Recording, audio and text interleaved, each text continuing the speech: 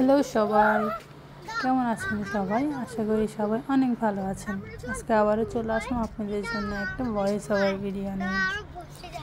এখন আসলে মানে খারিফ সিজন চলছে, আর খারিফ সিজন চলা মানে বিভিন্ন জায়গায় বিভিন্ন ধরনের ফেস্টিভ্যাল হয়। এখানকার যে পার্কগুলো হয় এগুলো সাজানো হয়। তো ওই দিনও আমরা বরাবরের মতো চলে গেলাম বলতে ভুল হবে, আমরা আসলে প্ল্যান করে যাইনি। ওই দিন আমরা আসলে ওই দিন ফ্রাইডে কোনো প্ল্যান করে যাওয়া হয়নি, কারণ আমরা ফ্রাইডে আসলে যেরকম বের হই ওভাবে ঘুরতে বের হয়েছিলাম।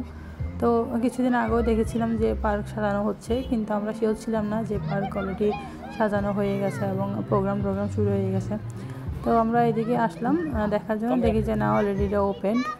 তারপর আমরা কোনো জায়গায় মানে পার্কের আশেপাশে যে পার্কিংয়ের যে স্পেসটা ছিল ওখানে কোথাও স্পেস নেই, এবং কি পার্ক থেকে অনেকটা দূরে পর্যন্ত স্পেস নেই, এত পরিমাণ মানে রাশ ছিল। তারপর আমরা পার্কিং না পেয়ে অনেক দূরে গাড়ি পার্ক করে হেঁটে হেঁটে আসছিলাম। এসে গেটের সামনে এসে জানতে পারলাম যে এবার টিকিট সিস্টেম করা হয়েছে।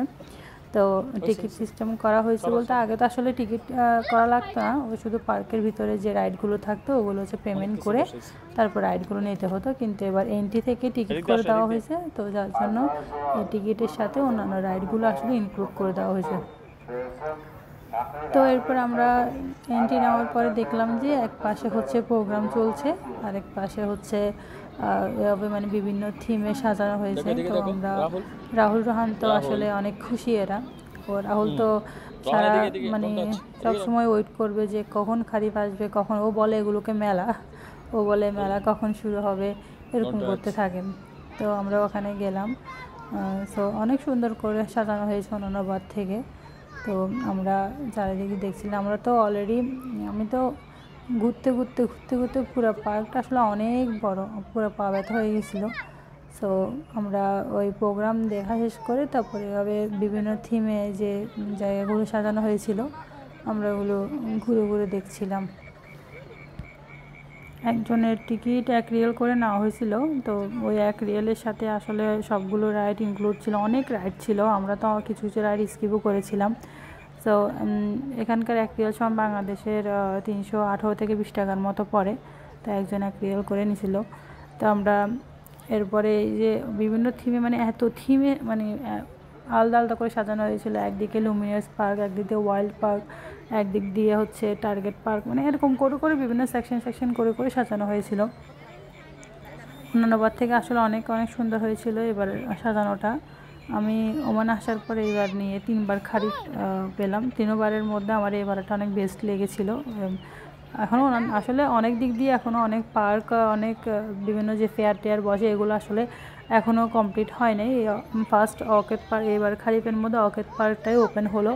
পার্ক এমনিতে সবসময় হচ্ছে সবার জন্য ওপেন থাকে, কিন্তু খারিফ টাইমে এবার হচ্ছে টিকিট সিস্টেম করা হয়েছে।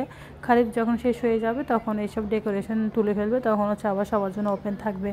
আমরা তো এমনি খারিফ ছাড়া বিভিন্ন সময় যাই, ওখানে গিয়ে বাচ্চারা খেলে, আমরা হাঁটি এরকম। কিন্তু ওই খারিফ টাইমটাতে শুধু খারিফ টাইমটাতে এরকম মানে ডেকোরেশন করা হয়, অন্যান্য সময় এরকম ডেকোরেশন থাকে না, জাস্ট পার্ক এমনিতে ওপেনই থাকে। তো আজকে এই পর্যন্তই। আমি পার্কে আরও কয়েকটা ভিডিও আপলোড করব, কারণ আসলে পার্কটা অনেক বড়, যার কারণে আসলে পুরো ভিডিওটা একটাতে আসবে না, তাই আমি এটা পার্ট করে এটা আপলোড করব।